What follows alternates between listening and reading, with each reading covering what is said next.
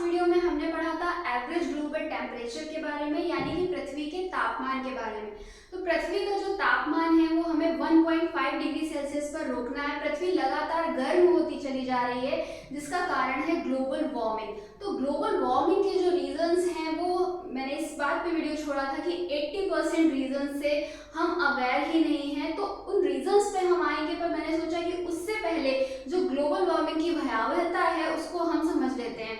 तो global warming का जो सबसे ज़्यादा इफेक्ट पड़ता है वो ग्लेशियर्स पे पड़ता है। मैंने ग्लेशियर्स का भी थोड़ा सा जिक्र अपने पहले वीडियो में किया था, पर आज हम ग्लेशियर्स को पूरी तरीके से जान लेते हैं। तो सबसे पहले समझते हैं कि ग्लेशियर्स होते क्या हैं। तो ग्लेशियर का हिंदी में क्या मतलब होता है? ग्लेशियर माने हिमनद। ग्लेशियर माने हिमनद। हिम माने कि क्या होगा? बर्फ यानी कि आइस, और नद माने नदी, यानी बर्फ की पूरी नदी है। ग्लेशियर क्या है? बर्फ की पूरी नदी है। और नदी क्या होती है? नदी वो होती है जिसमें प्रवाह होता है, जिसका पानी बहता रहता है। तो यहाँ भी जो ग्लेशियर है उसमें भी प्रवाह देखने को मिलेगा। किसका प्रवाह? आइस का प्रवाह, बर्फ का प्रवाह देखने को मिलेगा। तो ग्लेशियर बर्फ की नदी है। तो जब नदी हमने मेंशन कर दिया तो हमें प्रवाह मेंशन करने की जरूरत नहीं है, क्योंकि नदी में फ्लो होता ही है। तो ग्लेशियर्स में भी फ्लो होता है। जी हाँ, ग्लेशियर्स में फ्लो होता है, बहुत माइनर फ्लो होता है, इसलिए समझ में नहीं आता है। हो सकता है कोई ग्लेशियर पूरे साल में 3 मीटर का ही उसमें प्रवाह हुआ हो, या हो सकता है 300 मीटर का प्रवाह हुआ हो। कई बार कई ग्लेशियर में 7 से 12 किलोमीटर के प्रवाह भी दिखाई पड़ते हैं। तो ग्लेशियर समझ में आया। ग्लेशियर क्या है? नदी, एक नदी है, बर्फ की नदी है। ठीक है, अब हम बात करते हैं ग्लेशियर के टाइप्स पे। ग्लेशियर जो होते हैं वो 2 टाइप के होते हैं। पहला टाइप कौन सा है? पहला है पर्वतीय ग्लेशियर, पर्वतीय ग्लेशियर या माउंटेन ग्लेशियर। दूसरा जो है वो है कॉन्टिनेंटल ग्लेशियर। दूसरा कौन सा है? Continental glacier. जो पर्वतीय ग्लेशियर है उसी को वैली ग्लेशियर भी बोलते हैं, और इसी को ही एल्पाइन ग्लेशियर भी बोलते हैं। इसको ध्यान देना, कई जगह पर एल्पाइन ग्लेशियर और पर्वतीय ग्लेशियर अलग अलग दिए होते हैं। एल्पाइन ग्लेशियर हो, चाहे वैली ग्लेशियर हो या पर्वतीय ग्लेशियर हो, ये तीनों ही सेम ग्लेशियर हैं। और कॉन्टिनेंटल ग्लेशियर इसका दूसरा हिस्सा है। कॉन्टिनेंटल ग्लेशियर जो होते हैं उसी को हम आइस शीट भी बोलते हैं। अब ये जैसे कि नाम से समझ में आ रहा है कि एक पर्वत होगा, उसके ऊपर जो बर्फ की नदी बनी होगी उसको हम बोलेंगे पर्वतीय ग्लेशियर। कई बार घाटी क्या होती? जो 2 पर्वतों के बीच का रास्ता होता है उसे घाटी बोलते हैं। तो मान लीजिए 2 पर्वत हैं, इसके बीच में ये घाटी है, तो यहाँ जब बर्फ जमा हो जाएगी, जो फ्लो करेगी, तो ये वही तो एक ही बात तो हो गई। ये पर्वत है, 2 पर्वत एक साथ है, तो 2 ग्लेशियर एक साथ है, उसके बीच में अगर घाटी है तो वहां पर जो बर्फ जमा होगी उसको हम घाटी ग्लेशियर बोल देंगे। ठीक है, तो पर्वतीय ग्लेशियर या घाटी ग्लेशियर या एल्पाइन ग्लेशियर एक बात हो गई। दूसरी चीज क्या है? Continental glacier. कॉन्टिनेंटल ग्लेशियर जैसा कि नाम से ही समझ में आ रहा है कि महाद्वीप पर बिछा हुआ ग्लेशियर होगा, पूरे पूरे महाद्वीप को कवर कर रहा होगा। और आइस शीट भी नाम से पता चल रहा है कि आइस की शीट है। ये तो शीट नहीं है, ये तो पूरा पर्वत है, पर्वत के ऊपर ये कवर है ना। और आइस शीट क्या होगी? ऐसे बिछी हुई होगी। जैसे कि आप यहाँ पर देखिए, ये अंटार्कटिका महाद्वीप जो है, ये पूरा का पूरा महाद्वीप जो है ग्लेशियर से ढका हुआ है, तो इसको हम बोलेंगे कॉन्टिनेंट ग्लेशियर या फिर आइस शीट। यहाँ पर ऐसा नहीं है कि पर्वत पहले से मौजूद था, उसके ऊपर बर्फ जमा हुई हो। ठीक है, तो ये कॉन्टिनेंट शीट है। इसी तरीके से ग्रीनलैंड में देखने को मिलेगा कि पूरा का पूरा जो कॉन्टिनेंट है वो आइस से कवर है, तो उसको क्या बोलेंगे? कॉन्टिनेंटल ग्लेशियर या फिर आइस शीट। तो अब समझ में आ गया कि आइस शीट जब बोलते हैं तो हम अलग बात कर रहे होते हैं, जब हम ग्लेशियर बोल रहे होते हैं तो हम अलग बात कर रहे होते हैं। कभी कभी हम आइसबर्ग टर्म भी यूज करते हैं। तो जो आइसबर्ग्स होते हैं ना, वो समुद्र में होते हैं। ये कॉन्टिनेंट के बीच में समुद्र है, ग्लेशियर का कुछ टुकड़ा जाके समुद्र में चला जाएगा तो वो समुद्र में तैरने लगेगा, तो वो ग्लेशियर का जो टुकड़ा होता है उसको आइसबर्ग बोलते हैं। ये टर्म समझ में आ गए? Ice sheet, continental glacier, iceberg क्या है, और पर्वतीय ग्लेशियर या वैली ग्लेशियर या एल्पाइन ग्लेशियर, और एक पीडमॉन्ट ग्लेशियर भी होता है, वो भी आप उसको इसी हिस्से में ले सकते हो, क्योंकि पर्वत के नीचे का जो प्लेन हिस्सा होगा, एक दो पर्वत है तो बीच में घाटी होगी, सिंगल पर्वत है तो उसके आगे का जो हिस्सा होगा, मैदान होगा, उसमें ये ग्लेशियर आके जमा हो जाए तो उसको क्या बोल देंगे हम, पीडमोंट ग्लेशियर, यानी पर्वत के पाद में जो ग्लेशियर होगा उसको पीडमोंट ग्लेशियर बोल देंगे। ठीक है, तो हमने क्या क्या डिस्कस कर लिया कि ग्लेशियर क्या है, ग्लेशियर बर्फ की नदी है, फिर उसके दो टाइप हैं हमने पढ़ लिए। अभी ग्लेशियर बनते कैसे हैं इसको भी हम डिस्कस कर लेते हैं।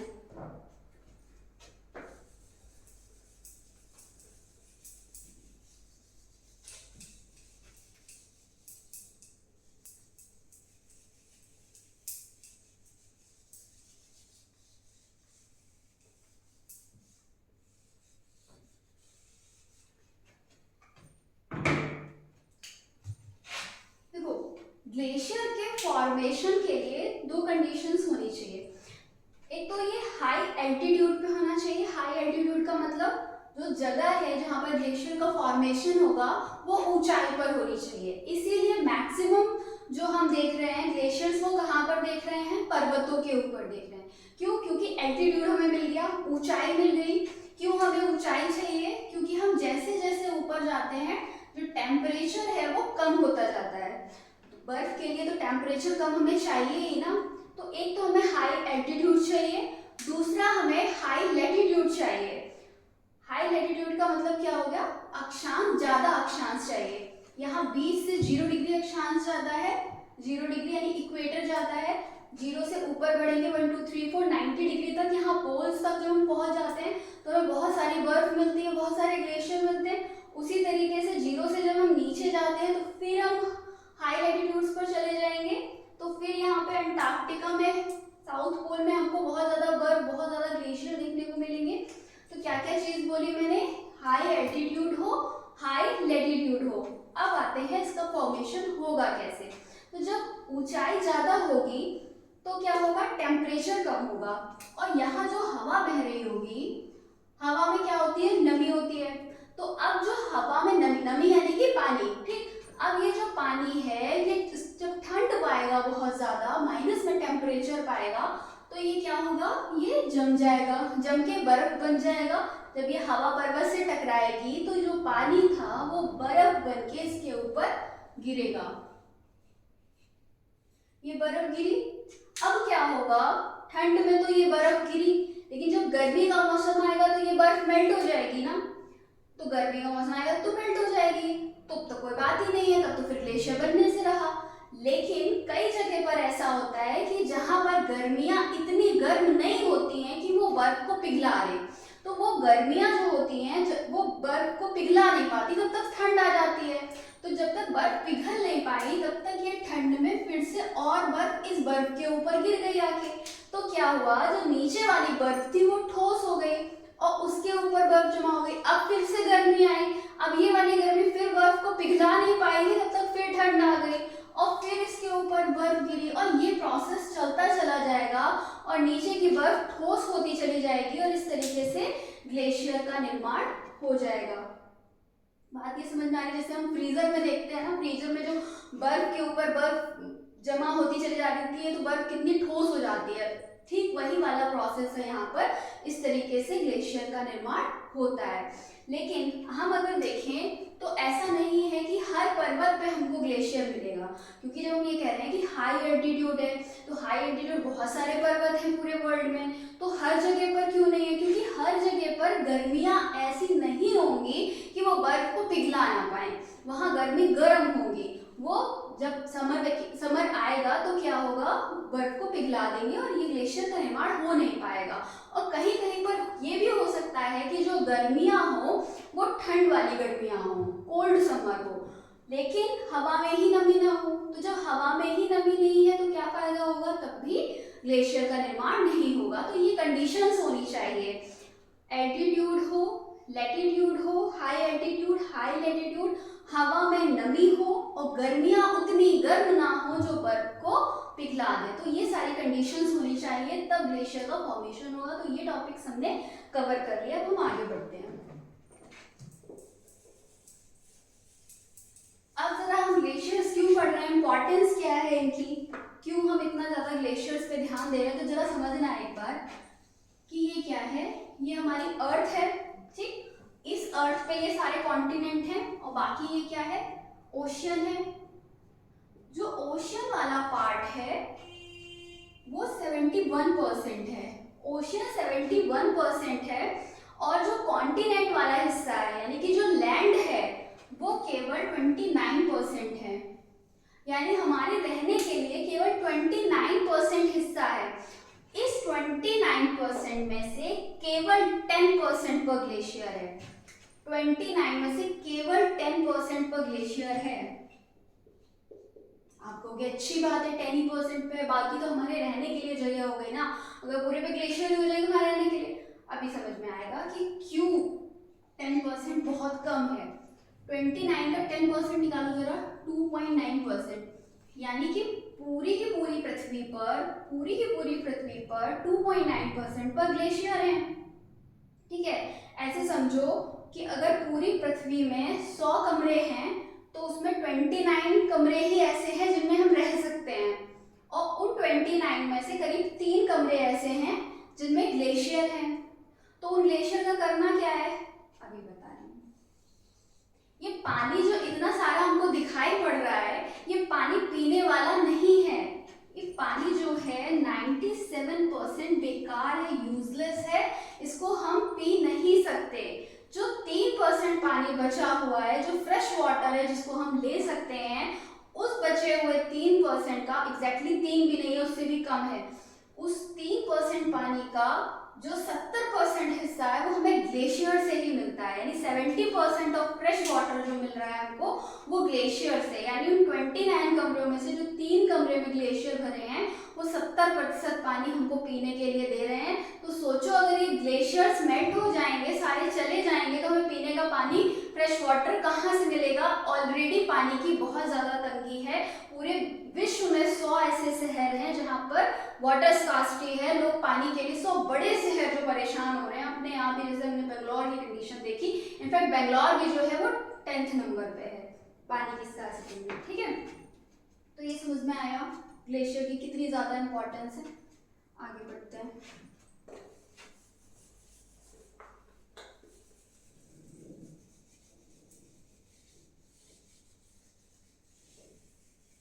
अच्छा, एक क्वेश्चन है मेरा, एक ग्लेशियर नेशनल पार्क है पूरे विश्व में, कहीं पर है ग्लेशियर नेशनल पार्क। वो ग्लेशियर नेशनल पार्क कहाँ पर है आप कमेंट करके बताइए इसको, ठीक है।